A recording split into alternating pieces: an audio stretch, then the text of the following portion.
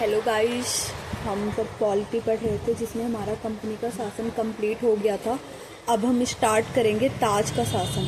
ताज का शासन 1858 से 1947 तक का जो है पहला हमारा है ताज का शासन। 1858 से 1947 तक का पहला है 1858 का भारत सरकार अधिनियम। पहला कौन सा एक्ट है? 1858 का भारत सरकार अधिनियम। इस महत्वपूर्ण कानून का निर्माण 1857 के विद्रोह के बाद किया गया। इस महत्वपूर्ण कानून का निर्माण 1857 के विद्रोह के बाद किया गया, जिसे भारत का प्रथम स्वतंत्रता संग्राम या सिपाही विद्रोह भी कहा जाता है। यानी 1857 के विद्रोह को क्या कहते हैं? भारत का प्रथम स्वतंत्रता संग्राम या सिपाही विद्रोह भी कहा जाता है।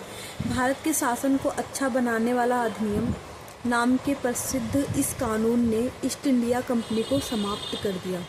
यानी कि भारत के शासन को अच्छा बनाने वाला अधिनियम नाम के प्रसिद्ध इस कानून ने ईस्ट इंडिया कंपनी को समाप्त कर दिया। यह कब आया था? 1857 के विद्रोह के बाद, जिसे 1857 विद्रोह को क्या कहा जाता था? भारत का प्रथम स्वतंत्रता संग्राम या सिपाही विद्रोह।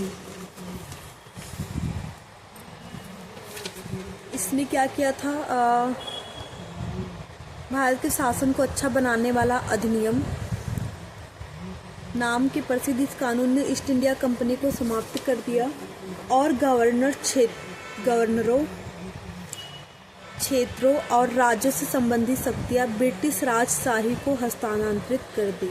यानी कि जो गवर्नर, क्षेत्रों और राज्य संबंधी शक्तियां जो थी ब्रिटिश राजशाही यानी कि ताज को हस्तांतरित कर दी। इस अधिनियम की विशेषताएं इस प्रकार थीं। इसके तहत भारत का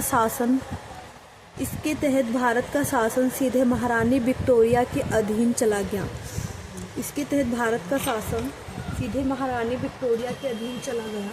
गवर्नर जनरल का पद नाम बदलकर भारत का वायसराय कर दिया गया। पहले क्या था? सबसे पहले हम स्टार्टिंग में पढ़े थे बंगाल का गवर्नर जनरल, फिर भारत का गवर्नर जनरल। अब भारत के गवर्नर जनरल का पद नाम बदलकर क्या कर दिया गया? वायसराय कर दिया गया। वह वायसराय यानी कि भारत में ब्रिटिश ताज का प्रत्यक्ष प्रतिनिधि बन गया। लॉर्ड कैनिंग भारत के प्रथम वायसराय थे। इस अधिनियम ने नियंत्रण बोर्ड और निदेशक कोड समाप्त कर भारत में शासन का द्वैत प्रणाली समाप्त कर दी। पहले हम पढ़े थे कौन से अधिनियम में?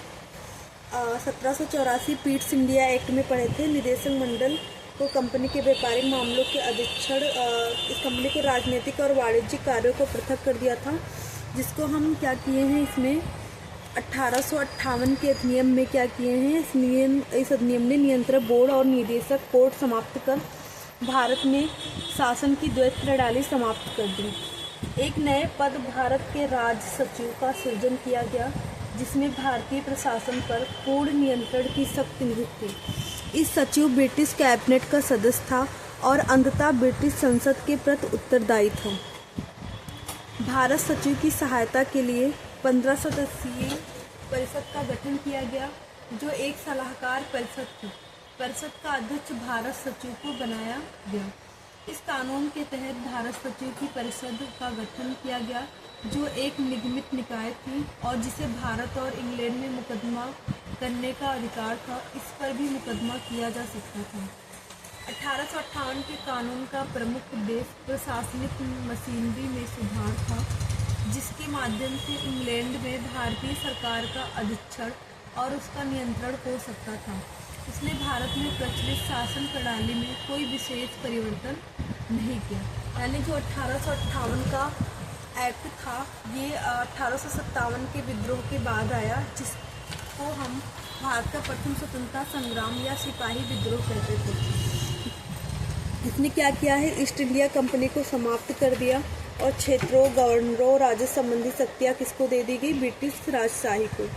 इस अधिनियम की विशेषताएं थी कि इसके तहत शासन सीधे महारानी विक्टोरिया के हाथ में चलाया गया और भारत के गवर्नर जनरल का नाम बदलकर वायसराय कर दिया गया और भारत में जो वायसराय जो है ब्रिटिश ताज का प्रत्यक्ष प्रतिनिधि बन गया था।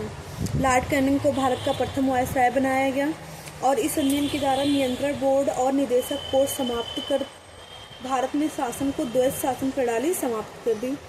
एक नए पद भारत के राज्य सचिव का सृजन किया, मतलब नया पद यहाँ पर सृजन हुआ, राज्य सचिव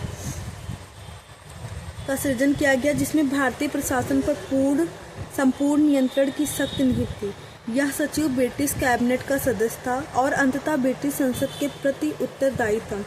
भारत सचिव की सहायता के लिए 15 सदस्यीय परिषद का गठन किया गया, जो एक सलाहकार परिषद थी। परिषद का अध्यक्ष भारत सचिव को बनाया गया। इस कानून के तहत भारत सचिव की परिषद का गठन किया गया, जो एक निगमी निकाय थी और जिसे भारत और इंग्लैंड में मुकदमा करने का अधिकार था। इस पर भी मुकदमा किया जा सकता था। 1858 के कानून का प्रमुख उद्देश्य प्रशासनिक मशीनरी में सुधार, जिसके माध्यम से इंग्लैंड में भारतीय सरकार का अधीक्षण और उसका नियंत्रण हो सकता था। इसने भारत में प्रचलित शासन प्रणाली में कोई विशेष परिवर्तन नहीं किया। अब हम पढ़ेंगे 1861 का भारत परिषद अधिनियम। 1861 का भारत परिषद अधिनियम। 1857 की महान क्रांति के बाद ब्रिटिश सरकार ने महसूस किया कि भारत में शासन चलाने के लिए भारतीयों का सहयोग लेना आवश्यक है। इस सहयोग नीति के तहत ब्रिटिश संसद ने 1861, 1892 और 1909 में 3 नए अधिनियम पारित किए। 1861 का भारत परिषद अधिनियम भारतीय संवैधानिक और राजनीतिक इतिहास में एक महत्वपूर्ण अधिनियम था। इस अधिनियम की विशेषताएं इस प्रकार थी। इसके द्वारा कानून बनाने की प्रक्रिया में भारतीय प्रतिनिधियों को शामिल करने की शुरुआत हुई। इसके द्वारा कानून बनाने की प्रक्रिया में भारतीय प्रतिनिधियों को शामिल करने की शुरुआत हुई। इस प्रकार वायसराय कुछ भारतीयों को विस्तारित परिषद में गैर सरकारी सदस्यों के रूप में नामांकित कर सकता था। इस प्रकार वायसराय कुछ भारतीयों को विस्तारित परिषद में गैर सरकारी सदस्यों के रूप में नामांकित कर सकता था। 1862 में लॉर्ड कैनिंग ने 3 भारतीयों 1862 में लॉर्ड कैनिंग ने 3 भारतीयों बनारस के राजा, पटियाला के महाराजा और सर दिनकर राव को विधान परिषद में मनोनीत किया। यानी कि 1862 में लॉर्ड कैनिंग ने 3 भारतीय बनारस के राजा, पटियाला के महाराजा और सर दिनकर राव को विधान परिषद में मनोनीत किया। इस अधिनियम ने मद्रास और बम्बई प्रेसिडेंसियों को विधायी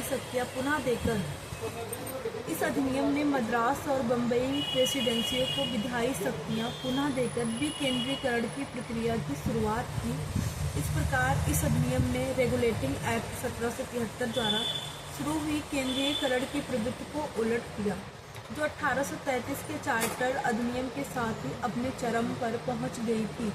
इस अधिनियम विकास की नीति के कारण 1937 तक प्रांतों को संपूर्ण आंतरिक स्वायत्तता हासिल हो गई। बंगाल, उत्तर पश्चिमी सीमा प्रांत और पंजाब में क्रमशः 1862, 1866 और 1897 में विधान परिषदों का गठन हुआ। यानी कि बंगाल, उत्तर पश्चिम सीमा प्रांत और पंजाब में विधान परिषद का गठन 1862 में बंगाल में, 1866 उत्तर पश्चिम सीमा प्रांत और 1897 पंजाब में हुआ। इसने वायसराय को परिषद में कार्य संचालन के लिए अधिक नियम और आदेश बनाने की शक्तियाँ प्रदान की। इसने वायसराय को परिषद में कार्य संचालन के लिए अधिक नियम और आदेश बनाने की शक्तियाँ प्रदान की। इसने लॉर्ड कैनिंग द्वारा 1859 यानी कि 1859 में प्रारंभ की गई पोर्टफोलियो प्रणाली को भी मान्यता दी। इसके अंतर्गत वायसराय की परिषद का एक सदस्य एक या अधिक सरकारी विभागों का प्रभारी बनाया जा सकता था तथा उसे इस विभाग में काउंसिल की ओर से अंतिम आदेश पारित करने का अधिकार था। इसने वायसराय को आपातकाल में बिना काउंसिलिंग की संसद के अध्यादेश जारी करने के लिए अधिकृत किया। ऐसे अध्यादेश की अवधि मात्र 6 माह होती थी। इसने वायसराय को आपातकाल में बिना काउंसिल की संसद के अध्यादेश जारी करने के लिए अधिकृत किया। ऐसे अध्यादेश की अवधि मात्र 6 माह होती थी। हम 1858 पढ़ चुके, 1861 पढ़ चुके। अब हमारा है 1892 का भारत परिषद अधिनियम। इस अधिनियम की विशेषताएं इस प्रकार की। इसके माध्यम से केंद्रीय और प्रांतीय विधान परिषद में अतिरिक्त या गैर सरकारी सदस्यों की संख्या बढ़ाई गई। इसके माध्यम से केंद्रीय और प्रांतीय विधान परिषदों में अतिरिक्त सदस्यों की संख्या बढ़ाई गई। हालांकि बहुमत सरकारी सदस्यों का ही रहता था। उसने विधान परिषदों के कार्यों में वृद्धि कर उन्हें बजट पर बहस करने और कार्यपालिका के प्रश्नों का उत्तर देने के लिए अधिकृत किया। इसमें केंद्रीय विधान परिषद और बंगाल चैम्बर ऑफ कॉमर्स में गैर सरकारी सदस्यों के नामांकन के लिए वायसराय की शक्तियों का प्रावधान था। इसके अलावा प्रांतीय विधान परिषदों में गवर्नर को जिला परिषद, नगर पालिका, विश्वविद्यालय, व्यापार संघ, जमींदार और चैम्बर ऑफ कॉमर्स की सिफारिशों पर गैर सरकारी सदस्यों को नियुक्त करने की शक्ति थी। इस अधिनियम में केंद्रीय और प्रांतीय विधान परिषद दोनों में गैर सरकारी सदस्यों की नियुक्ति के लिए एक सीमित और परोक्ष रूप से चुनाव का प्रावधान किया। हालांकि चुनाव शब्द का अधिनियम में प्रयोग नहीं हुआ था। इसे निश्चित निकायों की सिफारिश पर की जाने वाली नामांकन की प्रक्रिया कहा गया।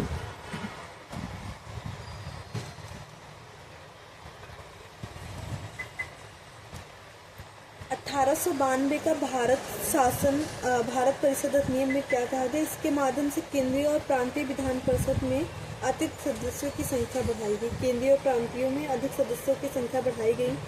बहुमत सरकारी सदस्यों का ही रहता था। इसने विधान परिषद के कार्यों में वृद्धि कर उन्हें बजट पर बहस करने और कार्यपालिका के प्रश्नों के उत्तर देने के लिए अधिकृत किया। यानी कि विधान परिषद के कार्यों में वृद्धि कर उन्हें बजट पर बहस करने और कार्यपालिका के प्रश्नों का उत्तर देने के लिए अधिकृत किया।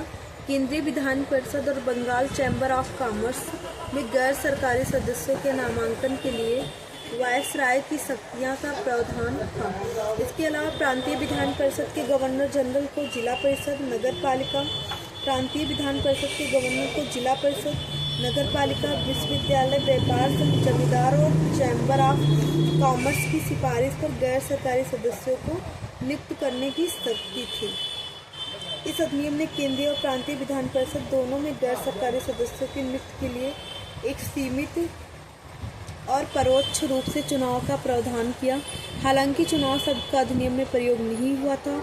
इसे निश्चित निकाय की सिफारिश पर की जाने वाली नामांकन की प्रक्रिया कहा गया। अब हम पढ़ेंगे 1909 का भारत परिषद अधिनियम। इसको हम कल पढ़ेंगे। आज का हमारा यहाँ तक है, तो आप लोगों से रिक्वेस्ट है मेरी कि इसको एक बार और देख लीजिएगा, जिससे आपको थोड़ा समझ में आ जाए। Thank you class.